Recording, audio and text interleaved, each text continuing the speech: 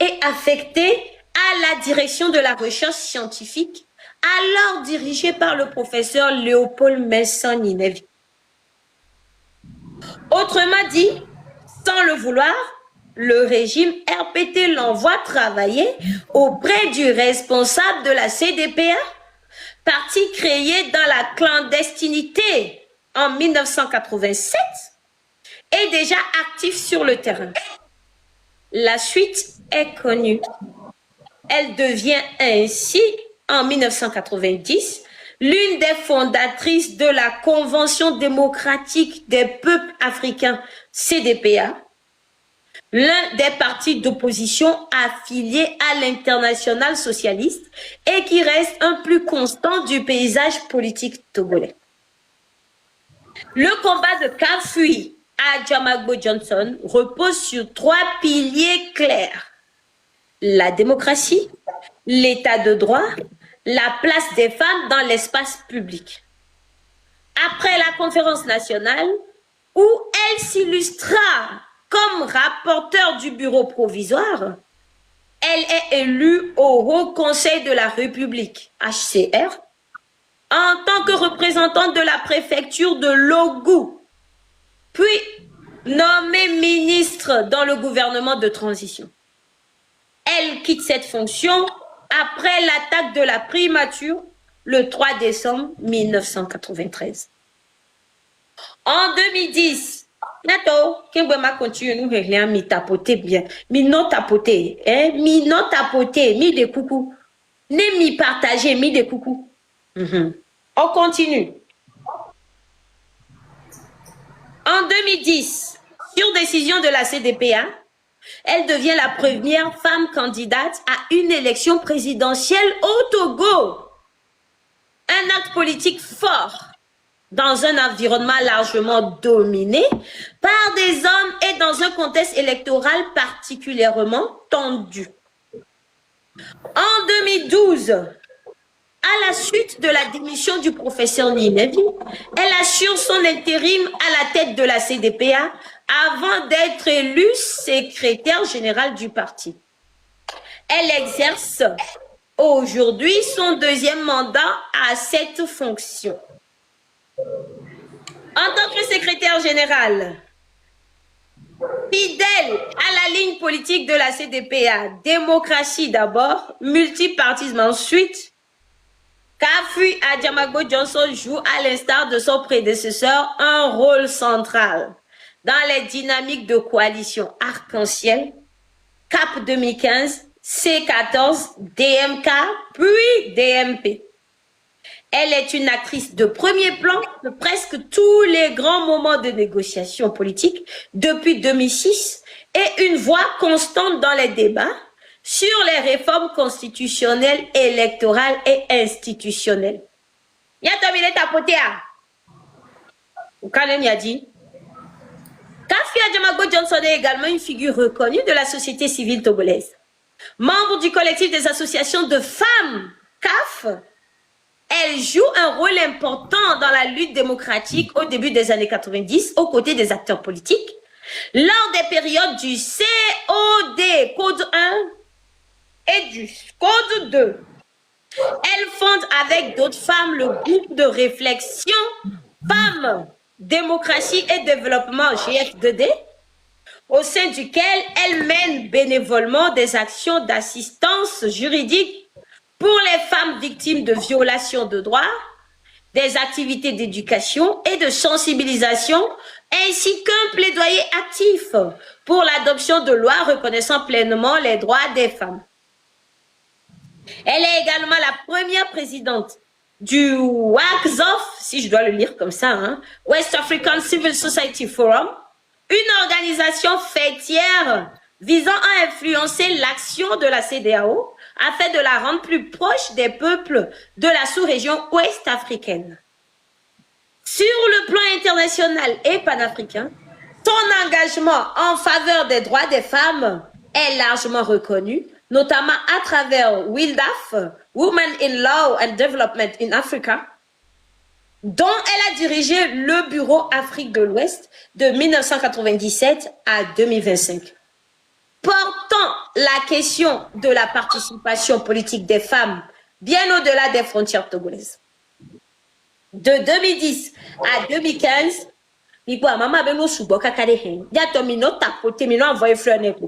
quand on dit femmes engagées pour le pays, là, c'est ça. Maintenant, envoyez fleur de 2010 à 2015, Kafui Adjamagbo Johnson est nommé commissaire de la BCEAO, où elle officie sous le gouvernorat de Philippe-Henri Dakouri-Tablé, nommé par le président Laurent Gbagbo.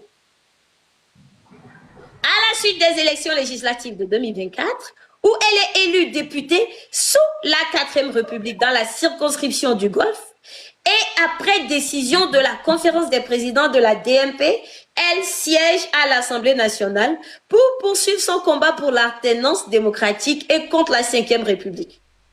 Parallèlement, l'autre mission à l'Assemblée nationale est de poser des questions dans le cadre du contrôle de l'action gouvernementale, d'informer l'opinion publique sur tout ce qui se déroule dans cette chambre qu'on a voulu effet bleu, et surtout de rendre compte aux populations. Elle refuse donc de participer de près ou de loin à tout ce qui concerne la mise en place ou la consolidation des institutions uniques à la 5e République.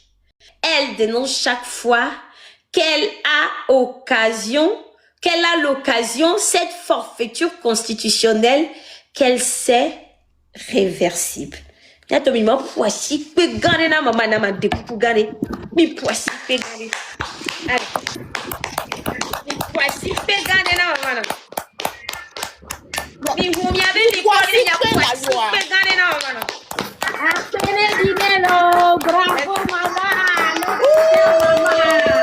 bravo, la femme Amazon du Togo, notre légende. Non, franchement, quand je finis de lire un tel parcours, je me dis, et quand je vois Amédio Léabe Oyano Donou, Abe a critiqué Nyake maman les blancs. Maman Brigitte Adjamagbo le blanc. Je me dis, mais attends. Et nous, on a insisté, n'a pas les un mauvais parcours, nami.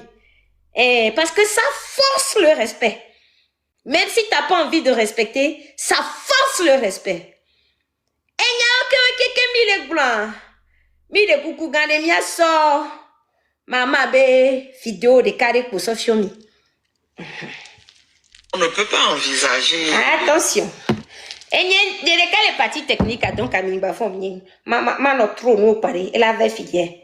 Voilà, on irait. On ne peut pas envisager le dialogue tant que nous avons encore des détenus politiques. On ne peut pas envisager le dialogue avec cette situation où nos frères, certains de nos frères, beaucoup de nos frères et sœurs sont en exil et ne peuvent pas retourner chez eux. Tous les jours, on apprend que telle personne qu'on connaît a perdu son papa, a perdu sa maman, mais ne peut pas revenir pour faire son deuil. Donc cette situation-là ne peut pas perdurer. On envoie les gens en exil pour pouvoir régner à l'intérieur. C'est quelque chose d'inacceptable. Et puis, il y a un problème. Il faut donner aux Togolais le gage que cette fois-ci, on ne veut plus le dialogue pour se consolider comme on l'a fait par le passé.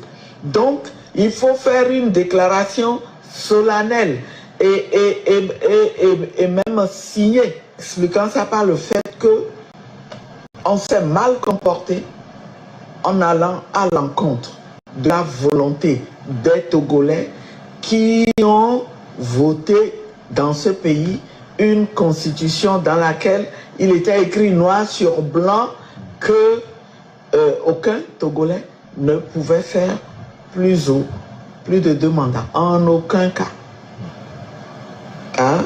Et donc, par respect, là, en conformité à ce principe, dire, je vous ai entendu, moi, j'ai forcé les choses J'ai fait 5 mandats déjà et j'essaie de dissimuler le mandat en cours en créant une 5e république dans laquelle je suis président du conseil. J'ai compris. J'arrête tout et je cède la place à d'autres Togolais. On passe par une transition au terme de laquelle on pourra organiser pour une fois des élections transparentes, parce que Joachim, les Togolais sont convaincus aussi que tant que ce régime est en place, il n'y aura jamais d'élections transparentes. Et enfin, la question la plus importante, c'est quels sont les protagonistes de ce dialogue. Vous voulez dialoguer avec qui? Les partis politiques de l'intérieur, on les a affaiblis. On en a fait ce qu'on a voulu. Maintenant, il y a d'autres acteurs qui ont émergé. Les jeunes, fort heureusement, ils ont compris que leur avenir est important. Eh bien, ce n'est pas à nous qu'il faut s'adresser principalement avec l'intention peut-être de se servir de nous pour marginaliser les jeunes. Non, non, non. Les protagonistes, eh bien, c'est le régime et ces jeunes-là aussi qui ont émergé. Les jeunes du M66 M66, autour du M66, tels qu'ils sont à se battre avec acharnement aujourd'hui pour mettre fin à ce régime. Il faut que ce régime comprenne qu'il ne peut pas forcer les choses et vouloir continuer à se maintenir. Il hypothèque l'avenir du Togo. Il nous retarde énormément à un moment où on voit que les pays voisins et d'autres pays avancent. Et ce n'est pas normal, c'est trop égoïste. Merci. Merci. Merci beaucoup. Merci, maman. Maman, Yahweh, kaka. Et on va y aller en français parce qu'il y a beaucoup de gens qui sont connectés. Je suppose qu'il y a des gens de la région septentrionale qui ne comprennent pas forcément le Mina, l'évé. Donc, on va y aller en français et on va attaquer directement avec la première question pour maman. Elle est seule aujourd'hui. Donc, voilà, nous pouvons la bombarder de questions comme il le faudrait. Mais on va essayer d'aller vite aussi parce que voilà... Merci beaucoup, maman Brigitte Adjamagbo. Donc, voici notre première question. Donc, au Togo, nous le savons, il y a eu environ une trentaine de dialogues. Donc, selon vous, est-ce qu'avec tous ces dialogues, les lignes ont bougé, maman? Quels ont été les acquis de ces dialogues où rien de positif n'en est sorti du tout?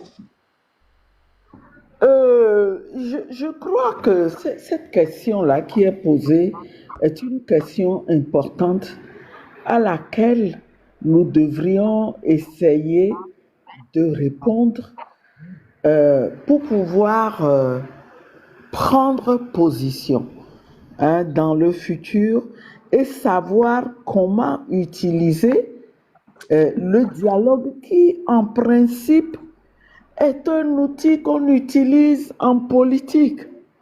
En situation normale, les acteurs politiques ne peuvent pas refuser de dialoguer. Mais ils le font parce que ça permet de régler un problème. Et c'est fort de cela que au début des années 90, quand les revendications ont éclaté, nos aînés ont accepté de tenir le premier dialogue qui a abouti aux accords du 12 juin qui ont permis d'organiser la conférence nationale souveraine. Et on peut dire que, très bien, avec ce premier dialogue-là, on a eu ce résultat qui a consisté à mettre ensemble les forces vives de la nation pendant plusieurs jours et à leur permettre de dialoguer. Ça a été quelque chose d'extrêmement difficile et de pénible parce que déjà on sentait qu'il y avait de la résistance au niveau du régime pendant le dialogue. Donc ce premier résultat-là, pendant la conférence nationale souveraine, a déjà commencé à être, comment dirais-je, c'est comme si le régime avait regretté d'avoir signé cet accord-là pour tenir la conférence nationale souveraine. Mais en un cas, bon, la conférence a abouti à la mise en place d'institutions de la transition. Et je peux dire que un des résultats du dialogue aussi, c'est notre constitution de 92, pour laquelle nous avons voté à 99% et plus de 99%, et pour laquelle tous les acteurs politiques avaient appelé les Togolais à voter. C'est pour ça que nous devons nous battre aujourd'hui pour que, si nouvelle constitution il doit y avoir, qu'elle soit adoptée dans les mêmes conditions que la constitution de 92. Que ce soit le peuple souverain qui soit consulté et qui se prononce sur cette constitution-là. Malheureusement, ce qu'on peut retenir comme résultat principal, parce que ça a posé les bases de la démocratie que nous voulions construire au Togo. Malheureusement, le régime, très rapidement, pendant la transition, vous vous souvenez comment on a mis les bâtons dans les roues aux institutions de la transition, tout ce qu'on a fait souffrir au Parlement de transition, hein, et ce qu'on a fait souffrir au Premier ministre, hein, lorsque la primature a été attaquée. Mais tout ça a montré que le régime n'a pas voulu respecter les résultats du tout premier dialogue que nous avons eu et qui a débouché sur un dialogue plus étendu pendant la conférence nationale souveraine où il y avait aussi la société civile. Hein. Il y avait aussi la société civile, je vous le rappelle, à la conférence nationale souveraine. C'est pour ça qu'aujourd'hui, au regard de la situation que nous vivons, on peut dire qu'on se retrouve un peu comme avant la conférence nationale souveraine.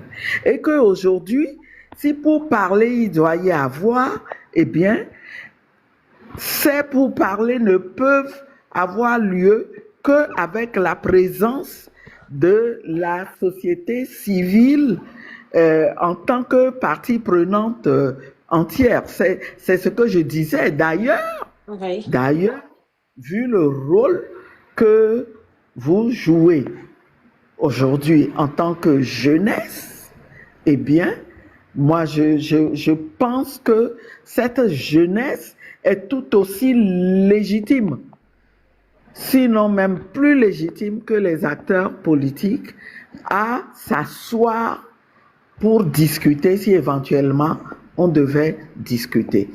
Et après la conférence nationale souveraine, je rappelle qu'on a fait la même chose en 2006, quand il y a eu le dialogue qui a abouti à l'APG.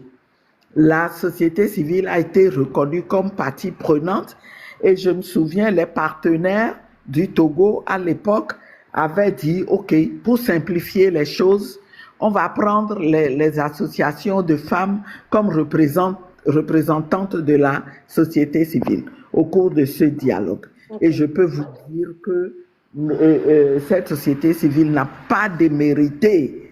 Nous avons tenu ferme pour que on puisse obtenir les décisions de cet accord politique global qui malheureusement n'a pas été appliqué. De telle sorte que pour répondre finalement à cette question-là, je dirais que ça a donné très peu de résultats. La question est de savoir pourquoi. Pourquoi les dialogues ont donné très peu de résultats?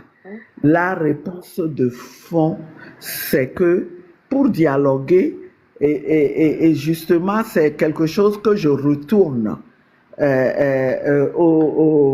M. Bawara, Gilbert, puisqu'il semble que c'est lui qui aurait dit que pour dialoguer, il faut être deux. En réalité, le régime n'a jamais eu la volonté politique de vraiment dialoguer pour trouver une solution au problème du Togo. Au contraire, il a voulu se servir à chaque fois du dialogue pour se maintenir. Il n'a pas pu le faire pour les accords du 12 juin parce que nos aînés étaient très habiles.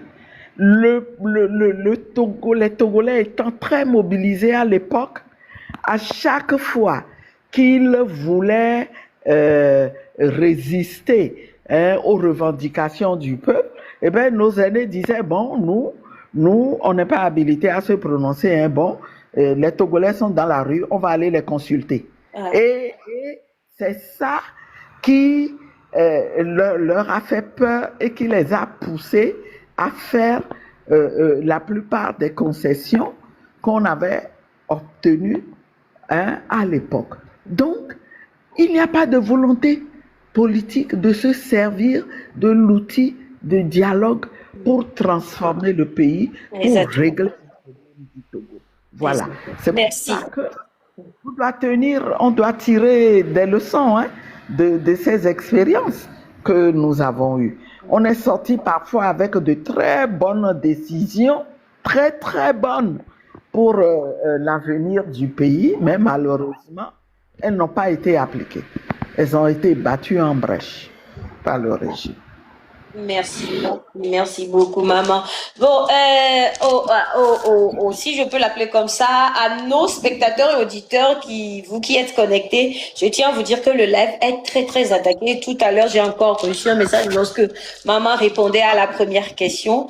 Ils ont dit que vous ne pouvez plus envoyer des fleurs ni des cadeaux. Je ne sais pas pourquoi. Donc, ça veut dire que tout ce qui nous reste à faire, c'est de tapoter et partager. C'est bien. Parce que le live est vraiment attaqué. Je pense qu'ils ont encore plus peur de Mama Brigitte Adjamagbo que de tout, au fait. Voilà. Mama Brigitte Adjamagbo fait peur parce que on n'a jamais autant été attaqué. Voilà.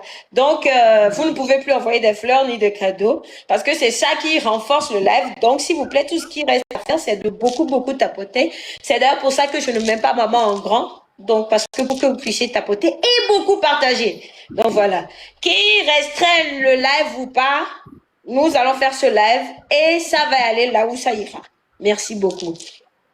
En attendant que j'aborde la deuxième question avec Madame Brigitte Kafui Adjamagbo, je tiens à saluer Maître Agba, que je vois dans les commentaires. Mes respects, maître, grand maître, mes respects. Je tiens à saluer le grand frère Calas de Calas. Et aussi, grand merci à Tata Lolita qui est là et qui fait la transcription de tout ce que maman est en train de dire et toutes les questions qu'on est en train de lui poser. Elle le fait en anglais et en direct. Vraiment, merci beaucoup à elle. Veillez beaucoup. Mia envoyé nous suba. Mia partagé le. Merci beaucoup. Mignon. Allons pour la deuxième question, maman. Voilà. Le pouvoir vous a-t-il contacté pour un éventuel dialogue? Si, si oui, accepterez-vous y aller avec ce régime? Le pouvoir ne nous a pas contactés. Il ne peut pas nous contacter Pourquoi? parce que je dois vous dire que on se connaît quoi. On connaît les habitudes de la maison. Nous avions été approchés vers la fin de l'année dernière. La DMP avait été sérieusement approchée pour que on réfléchisse à l'éventualité d'un dialogue et tout. Et on nous a fait croire que le régime aurait été, enfin, serait favorable à un éventuel dialogue. Et je peux vous dire que les discussions ont été houleuses avec cet acteur-là qui est venu rencontrer la DMP. Il nous a exposé, séance tenante, l'objet de la rencontre qu'il a voulu avec nous et a déposé un document, un projet de document, mais on lui a dit, attends, avant même qu'on ne prenne connaissance de ce document-là, oh, quand même, ce que tu nous as dit là, est-ce que tu penses que c'est faisable comme ça? Et déjà, ce que j'ai dit tout à l'heure dans l'interview, on lui avait dit que, mais on n'avait plus le lead de cette lutte. La jeunesse s'est levée après qu'on a affaibli les partis politiques. Aujourd'hui, si on doit poser la question de dialoguer ou pas à quelqu'un, c'est à cette jeunesse-là qu'il faut la poser. Et puis on va dialoguer. À quelles conditions? À quelles conditions? Il y a des préalables dont j'ai énuméré certains tantôt. Et donc, on lui a fait comprendre clairement que nous, là, on ne pouvait pas accepter qu'on se serve de nous pour, comment dirais-je, écarter ou affaiblir cette jeunesse-là qui venait de se lever. On ne servira pas d'écran. Si on en est arrivé là, si on en est arrivé au stade où les jeunes se sont révoltés, on sait que vous avez le cœur chaud. Moi, je vous vois quand vous parlez et je vois la détermination avec laquelle, la rage avec laquelle vous voulez mettre fin à ce combat-là. Et c'est légitime ce que vous faites. Vous avez toute la légitimité d'agir comme vous le faites. Et donc, c'est vous qu'il faut questionner sur la question du dialogue. Nous, on sera là, oui, on est des partis politiques. Je ne suis pas d'accord qu'on dise qu'il faut supprimer les partis politiques, comme beaucoup le disent. Moi, par contre, je dirais, comme mon collègue Nathaniel l'a dit hier, que les partis politiques doivent mettre en veilleuse leurs intérêts partisans. Mais un pays a besoin de partis politiques pour avancer. Pendant cette période de crise, mettons en veilleuse nos intérêts partisans pour combattre comme un seul homme l'adversaire, celui qui hypothèque l'avenir du Togo et donc nous donner des chances de réussir. Donc, alors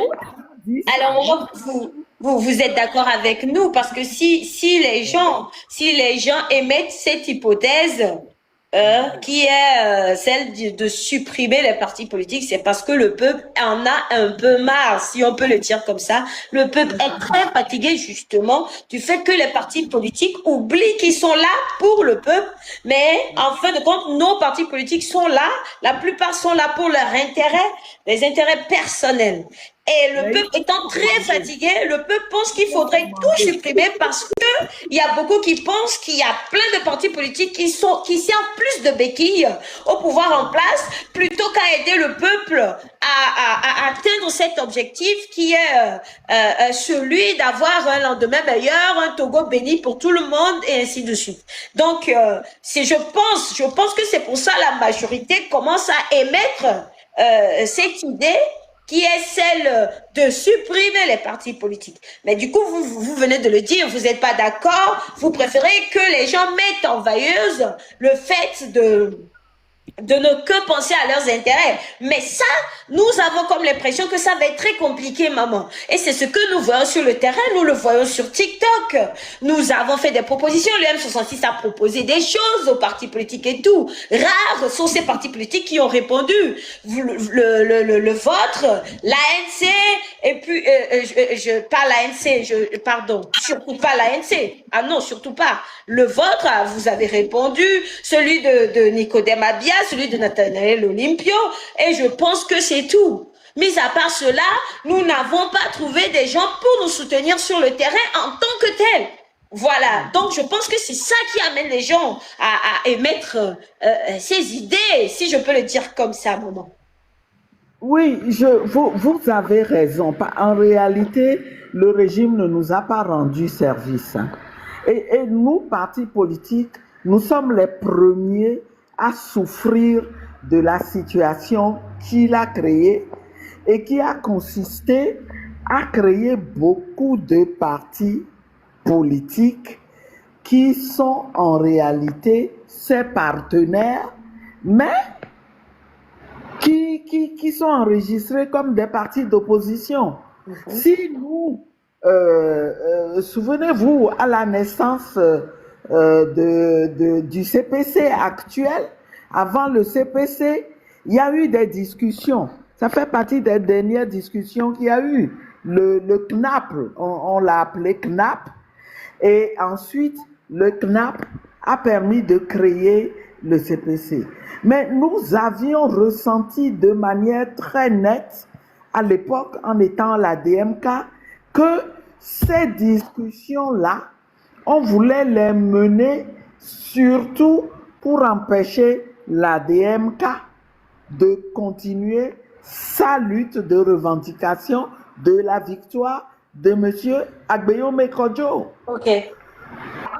On a tout fait pour qu'on ne vienne pas. On a mis des partis qui étaient plus ou moins disposés à collaborer et qui ont discuté, et ce qui a donné le CPC. Et puis les gens se sont aperçus qu'on a accouché d'un monstre. Le CPC est un monstre. C'est tout sauf un cadre de discussion. Et ça, nous le disons tout haut. C'est pour ça que quand, à un moment donné, ils nous ont encore invités, nous avons dit, bon, chiche, comme les partenaires du Togo nous disent tout le temps, vous ne pouvez pas refuser de discuter, vous ne pouvez pas dialoguer, il faut aller poser les problèmes là-bas. Nous avons dit, nous irons là-bas avec une plateforme de revendication pour voir s'ils vont accepter d'intégrer ça dans l'agenda des discussions au CPC. Et il y avait des sujets comme la constitution de la 5e République, la vie chère, la libération des détenus politiques et le retour des exilés, mais il y avait la réforme même du CPC, parce que nous avons dit que pour nous, le CPC est tout sauf un cadre de dialogue. On a mis en place quelque chose dans le cadre duquel le gouvernement vient avec son agenda, et puis il vient vous exposer on fait semblant de vous donner la parole, mais tout ce que vous dites, on bat ça en brèche et on vous montre en même temps que non, non, non, ça là, on peut pas accepter, on peut pas accepter. Ouais. Et puis à la fin, on vous dit non que on ira rendre compte au gouvernement et que ce que vous avez dit n'oblige pas le gouvernement. Il va voir dans quelle mesure il va prendre ça en compte. Ça, on appelle ça cadre de dialogue. Ce n'est pas un cadre de dialogue. Et Autant ensuite, ne pas y aller. on y a fait venir plein de partis politiques. Vous ne pouvez pas vous imaginer. Quand vous abordez un sujet, le gouvernement, lui, ne dit rien. Ce Ok. sont les partis dits de l'opposition qui sautent sur vous et qui vous combattent, qui disent non, non, nous on n'est pas d'accord. Eh bien, tout ce monde-là, aujourd'hui, Mais donc, c'est la même chose qui se passe sur TikTok actuellement, maman. Vous voyez? oui, malheureusement, c'est Yo. le régime qui utilise le multipartisme pour nous diviser et se maintenir. Et c'est pour ça que le professeur Ninevi, à l'époque, au secrétariat général, vous savez, à la CDP, on a toujours un secrétariat général collégial. Il y avait le professeur Ninevi, l'expert comptable Fachao et le professeur Adwayom. Oui. C'était les trois piliers. Mm. Et donc, ils ont réfléchi, on a posé le problème et ils ont dit non, mais vu la situation, il faut commencer à convaincre nos collègues de l'opposition que oui, on a eu le multipartisme, mais ce n'est pas la démocratie. Mettons en veilleuse nos partis politiques, nos chapelles là. On les met en veilleuse, on se bat comme s'il n'y avait pas de multipartisme pour d'abord arracher la démocratie. Ensuite, on pourra faire jouer les règles de jeu normales en démocratie. C'est de là que vient le slogan démocratie d'abord, hein, et multipartisme ensuite. Le professeur nous a démontré qu'on s'était fait piéger en ayant réclamé au début des années 90 d'abord le multipartisme. On croyait que c'était l'essence de la démocratie, donc il fallait absolument que on dissolve le parti unique et que ce soit entendu maintenant que les Togolais sont libres de créer leur parti.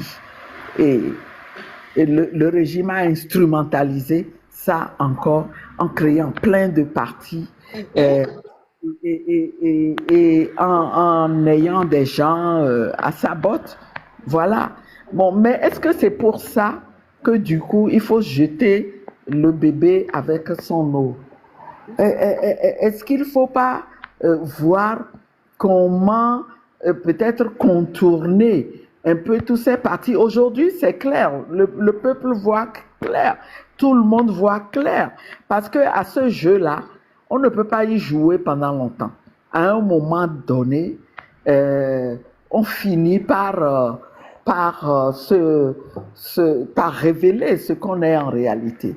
Alors, dans ce cas, maman, je vous coupe pas la parole, mais maman Brigitte, moi je dirais dans ce cas que le bébé a beaucoup d'abcès qu'il faut creuser jusqu'au sang. C'est ça. Moi, je dirais plutôt ça. Voilà. Et je dirais, comment on dit ça, nous hésitons à creuser cet abcès parce qu'on se dit qu'en fin de compte, le bébé aura mal. Je pense que c'est ce qui se passe. Alors que non, à un moment donné, l'abcès va tuer le bébé. Et en fin de compte, nous le jetterons quand même avec l'eau. C'est ce que nous pensons. C'est un débat qu'il faut continuer à avoir. Oui. Et prendre vraiment une décision qui soit un consensus et qui nous permette, si jamais on décidait ça, il faut trouver des mécanismes qui vont compenser un peu et permettre, parce que les partis politiques, quoi qu'on dise, ont pour rôle d'organiser quand même le jeu politique pour participer à la gouvernance du pays. Hein, et comment, qu'est-ce qu'on va trouver comme un mécanisme alternatif pour ne pas tomber dans l'extrême, hein, vous savez, un pays dans lequel il n'y a pas de parti politique du tout, le risque de despotisme est très très grand. Hein. Il faudra mettre des mécanismes en place. Alors, C'est vrai aussi. bon, donc il faut continuer la réflexion. Merci beaucoup pour vos réponses. Ils sont très, très édifiantes, maman. Merci beaucoup. Nous avons préparé pour vous 5 questions et nous sommes à la 3e question, maman. Donc, nous, la plupart du temps, et quand je parle de nous, la jeunesse, hein, quand on entend Madame Adjamagbo, on pense directement, et c'est vrai, pas que la jeunesse, hein, mais surtout nous, on pense directement au grand parti CDPA. Voilà. Dites-nous, ce parti est toujours fonctionnel? Mais vraiment, est-ce que ce parti est fonctionnel? Est-ce qu'il y a quand même des membres encore qui existent pour ce parti? Hein, c'est quoi? Est-ce qu'on peut apporter une distinction, si on doit laisser la CDPA de côté, est-ce qu'on peut apporter une distinction entre la DMK et puis la DMP? Okay. Est-ce qu'on peut apporter une distinction à ces deux? Et ensuite, quand vous aurez fini de répondre à ces questions, on aimerait savoir si votre entrée au Parlement, c'est-à-dire que, comment ça s'est passé? Comment ça se fait que vous ayez atterri au Parlement? Vous étiez parti sous quelle coupole? Voilà, maman. Merci beaucoup. Oui, la CDPA existe.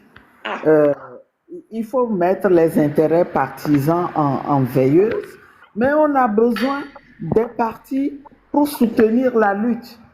Mais je vous dis tout de suite, la CDPA, nous sommes un parti dont la ligne est la social-démocratie, et une des caractéristiques de la social-démocratie, c'est qu'elle encourage l'organisation des citoyens par eux-mêmes, hein, tels que vous vous organisez pour participer à la vie publique. La social-démocratie considère que c'est un gain, c'est un avantage pour celui qui gouverne et qui ne devrait jamais voir la société civile comme une force qui est une force d'opposition. Au contraire, c'est une force qui peut aider à une bonne gouvernance. Et donc, la CDPA fait tout pour continuer à exister et entretenir des liens non seulement avec les organisations de la société civile, mais avec d'autres partis politiques qui croient en cette bataille-là pour la démocratie dans notre pays. Démocratie d'abord, multipartisme après, c'est ça qui nous a conduit, qui a d'abord conduit le premier secrétaire général Ninevi à accepter de coordonner les premières coalitions qu'il y a eu, hein, le collectif de l'opposition démocratique, CODE, hein, et ça l'a amené à jouer un rôle important dans ces codes-là qui se sont succédés. Et quand il a passé la main, eh bien, à chaque congrès, on repasse en revue ce slogan-là. On se pose, on met au milieu la question centrale. Ce slogan qu'on a baptisé slogan de Tchekpo, est-ce qu'il est toujours d'actualité? Il y a toujours un débat houleux entre ceux qui pensent que il y en a marre, ce slogan-là, ça finit par porter préjudice à la CDPA parce que nous investissons toutes nos énergies à travailler pour le combat collectif et on ne s'occupe pas suffisamment assez de notre parti. À cela s'opposent ceux qui disent mais non, vous savez bien que si on ne le fait pas, il n'y a aucune chance. qu'on arrive à la démocratie si on ne se regroupe pas. Et s'il n'y a pas des gens qui se sacrifient pour s'investir dans ce combat collectif, il n'y aura jamais, le Togo ne sera jamais libéré, on ne pourra pas construire la démocratie que nous voulons. Et c'est pour ça que la CDPA fait tout pour exister et apporter sa contribution au sein des coalitions que vous avez connues. Après le code, il y a eu des coalitions que vous avez citées tout à l'heure dans la présentation et dans lesquelles nous avons toujours joué un rôle important. Pour nous, il n'y a pas d'antinomie et il n'y a pas de volonté d'hégémonie en jouant un rôle de coordination.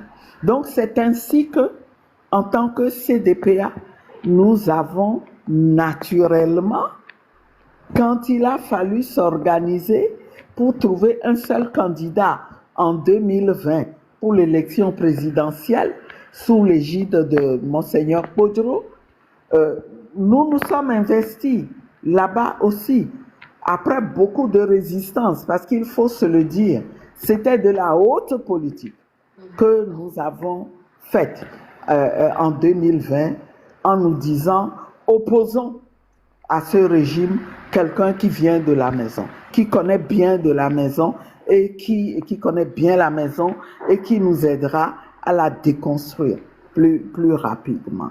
Ça n'a pas été facile d'aboutir à cette décision, mais nous nous sommes investis tout entier dans la DMK. Il y a eu d'abord un premier coordinateur en la personne de M. Fulbert Atisso et dès après les élections, quand les choses ont commencé à se corser, eh bien, on m'a passé la main et donc nous avons assumé cette responsabilité jusqu'à l'approche des élections législatives de 2024. Je pense que vous avez été témoin des échanges qu'il y a eu avec Monseigneur, dont nous saluons aujourd'hui encore la mémoire. C'était un père. C'était un père. Je suis catholique convaincu et aujourd'hui je dirais publiquement que quand nous avons perdu notre père, c'est de commun accord qu'avec mes 9 frères et sœurs, nous sommes allés voir Monseigneur pour dire, Monseigneur, maintenant tu remplaceras notre père. Et je peux vous dire que nous étions organisés pour que tous les mois, il prie pour nous, il connaissait tous les problèmes de la famille. Donc c'était vraiment un père avant d'être aussi un partenaire politique. Donc, c'est pour des raisons comment dirais-je, de divergence dans la vision pour poursuivre le combat que nous nous sommes dit, on ne veut pas de déchirure, on ne veut pas avoir à se bagarrer avec Monseigneur, créons la DMP et continuons le combat avec les élections législatives. Donc voilà, il y a eu les passages de la DMK à la DMP. Et la DMK, aujourd'hui, pour nous, n'est pas un adversaire. La DMK, qui est de l'opposition, est un partenaire. Nous la considérons comme un partenaire, comme les autres partis de l'opposition qui sont déterminés à poursuivre le combat. Et d'ailleurs, Nathanaël vous l'a dit hier, la DMP est en discussion avec un certain nombre d'entités, parmi lesquelles la DMK, pour arriver à un regroupement plus large que la DMP et touche pas à ma constitution. Donc voilà un peu, je ne sais pas si je me suis fait comprendre. C'est très clair, merci. Merci beaucoup, maman. Du coup, si nous devons parler du Parlement, sous quelle coupole vous êtes arrivé là-bas en tant que DMP, DMK, voilà. Alors, je dois vous dire que la question des élections législatives de 2024 a été douloureuse. Douloureuse. Ok. Et j'ai été élu en tant que DMP, sur une liste DMP que j'ai conduite dans Lomé. Alors, du coup, la gestion de ce siège unique-là revenait à la DMP. Et donc, c'est tout naturellement que, au lendemain des résultats, nous avons mené la discussion. D'abord, nous avons essayé de nous concerter avec les autres élus déclarés, proclamés dans l'opposition, à savoir l'élu ANC, FDR et les deux élus ADI. Ça a été le premier réflexe personnel avant même de rendre compte à mes collègues de la DMP, d'appeler pour dire attention, il va falloir qu'on se concerte.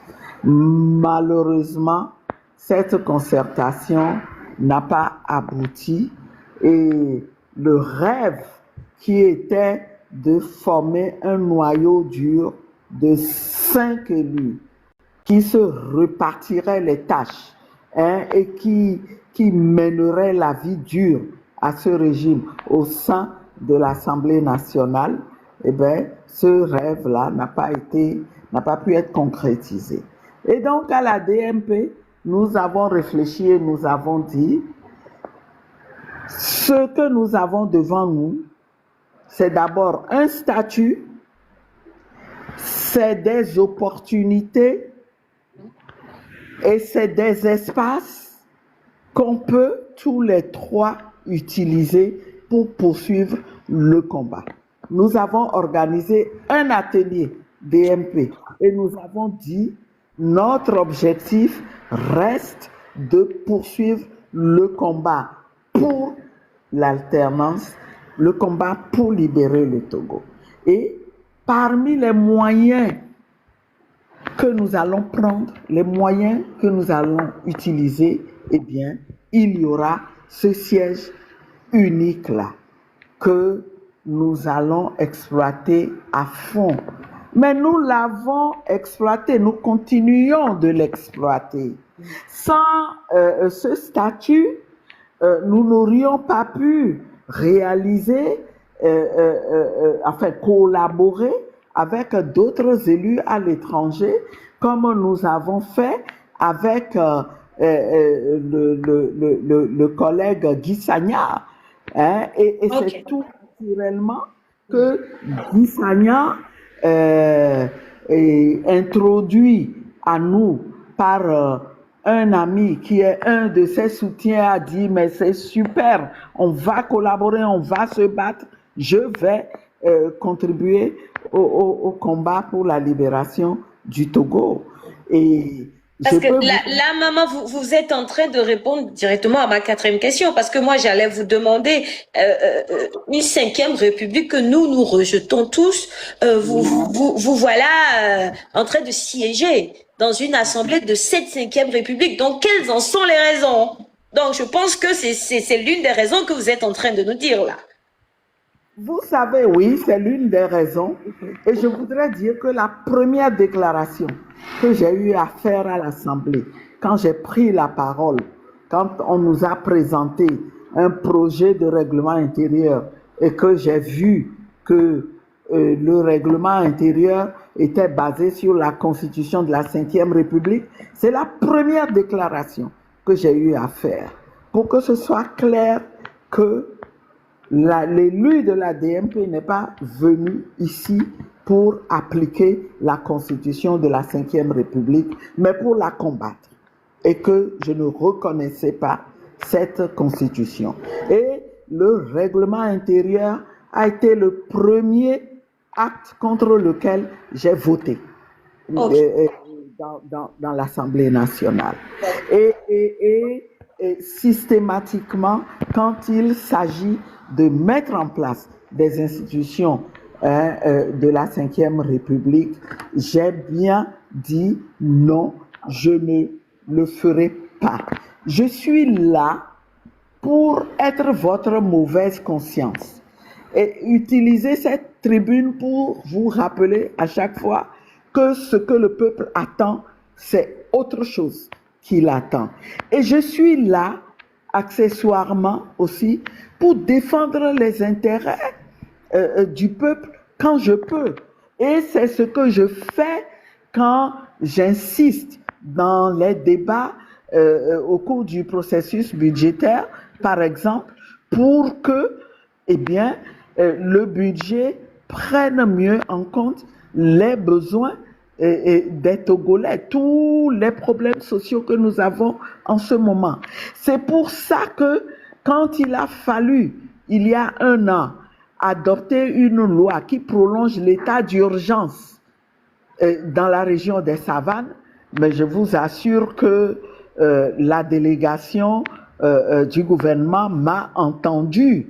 Et il y a des questions auxquelles elle n'a pas pu répondre concernant la question de la violation des droits des citoyens à la faveur de l'état d'urgence. Vous savez ce que c'est que l'état d'urgence? Ça autorise à prendre des mesures qui, par essence, vont à l'encontre des droits et libertés individuelles. Mais on prétend le faire au nom de la lutte qu'on mène pour sécuriser le pays et notamment contre le fléau que nous connaissons. Nous sommes sur les réseaux sociaux. Mais je vous assure que jusqu'à la dernière minute, ils étaient coincés.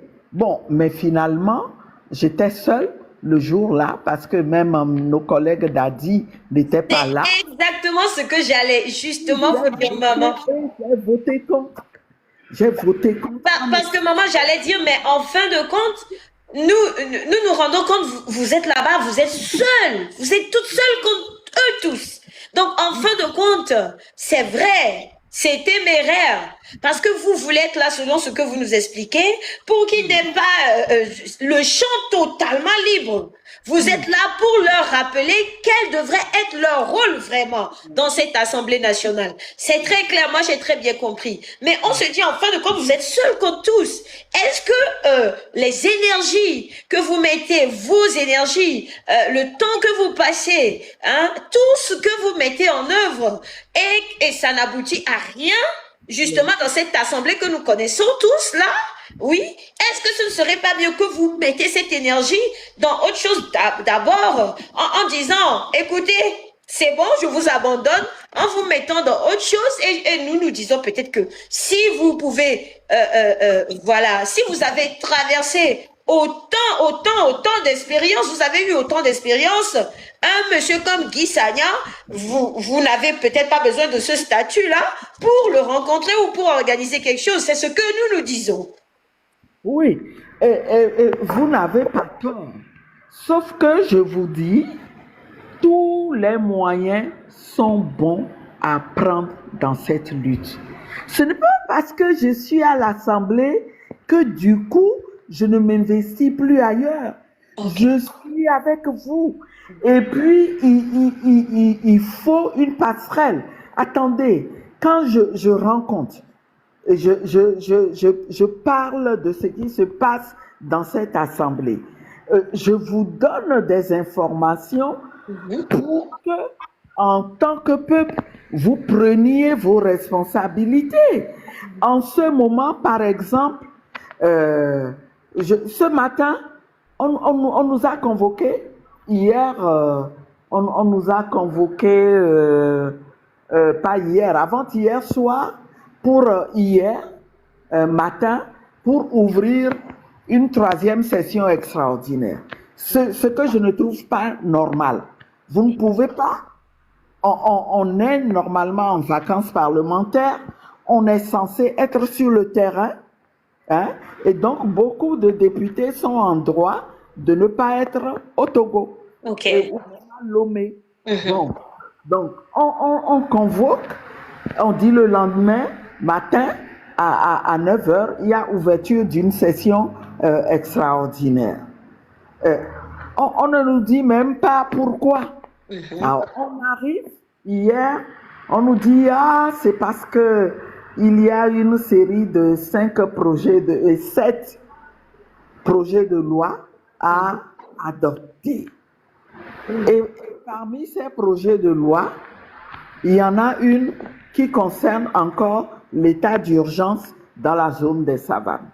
Vous savez comment nos frères et sœurs de cette zone-là souffrent, hein? Et donc, la prolongation qu'il y avait eu l'année dernière, c'était juste pour 1 an. Et elle expire, cette loi-là, expire le 13 mars prochain. Donc, le gouvernement cherche à obtenir une autre loi. OK. On nous dit, après l'ouverture de la session, eh bien, ce matin, le lendemain, on est quand mercredi, il faut que la commission des lois travaille et commence par regarder le projet de loi relatif à la prorogation de l'état d'urgence. Bon, OK. Vous pouvez vous imaginer qu'on s'est présenté là-bas à 10 heures. Et il faut que je vous dise, hein, il y a des matins où je me lève, ça me prend beaucoup psychologiquement de me préparer pour aller là-bas. Je me dis, l'envie d'abandonner me prend. Mais je réfléchis, je me dis, non, tu ne peux pas. Tu es dans un combat. Va, courage. Et donc, on va là-bas à 10 heures, on s'assoit, mais on est resté là jusqu'à midi. Personne ne nous a dit quoi que ce soit. On ne nous a pas dit pourquoi le travail n'a pas commencé.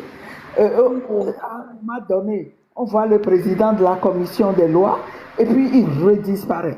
À midi, mon sang n'a fait qu'un tour. Je dis, mais attendez, pourquoi qu'est-ce qui nous vaut ce traitement-là? Pourquoi on devrait nous traiter comme ça? On nous fait venir les adultes et représentants du peuple que nous sommes censés être. Peut-être qu'il y en a qui ne se sentent pas vraiment représentants du peuple. Mais j'estime qu'on nous doit un minimum de respect, et pas ricocher, un minimum de respect à ce peuple souverain. Ce n'est pas normal. Et je me suis levée, je dis, moi, je m'en vais. Je m'en vais. Et donc, j'ai laissé un message sur mon compte Facebook en disant, de toute façon, peut-être que ils vont finir par se présenter et faire les travaux en commission, mais je n'aurai rien raté parce que j'attends la plénière. J'attends des réponses qu'on n'a pas pu donner les dernières, qu'on nous prouve qu'on n'utilise pas l'état d'urgence là pour malmener nos frères et sœurs de la région des savanes. Les informations nous viennent. Et quand j'ai posé la question la dernière fois, le gouvernement dit non. Vous savez, madame, on a même créé un numéro vert où ceux dont les droits sont violés et peuvent appeler. Je dis chiche. Alors, dans l'année écoulée, vous avez eu combien d'appels enregistrés? Un numéro qui décroche presque jamais, il paraît. Leur numéro vert là.